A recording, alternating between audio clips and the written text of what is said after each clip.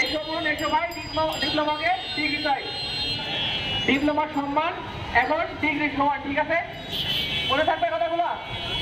এই play card গুলো ওখানে ধরো আর সবাই প্লে কার্ডের দিকে তাকাও, তাহলেই বুঝতে পারবে।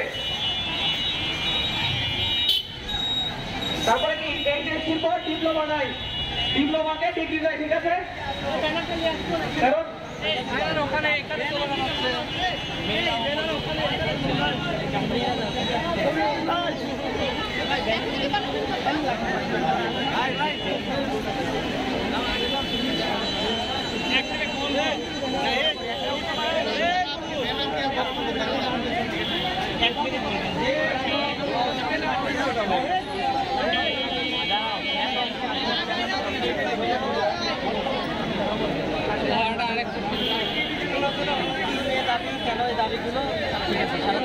আজকে আমরা সারা দেশে diploma in nursing science and midwifery কোর্সের সকল শিক্ষার্থী ঐক্যবদ্ধভাবে একত্রিত হয়েছি। কারণ আপনারা সকলে জানেন যে আমরা ইন্টারমিডিয়েট শেষ করে অর্থাৎ এইচএসসি শেষ করার পরে ভর্তি পরীক্ষার মাধ্যমে আমরা diploma in nursing science and midwifery কোর্সে ভর্তি হই।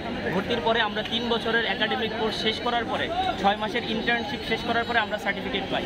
এই যে 3 বছর আমরা কোর্স সম্পূর্ণ করলাম এবং ঠিক 6 মাসের ইন্টার্নশিপ সম্পূর্ণ করলাম, এরপরেও আমরা দেখা যাচ্ছে যে এইচএসসি সমমান আমাদেরকে দেওয়া হয়েছে।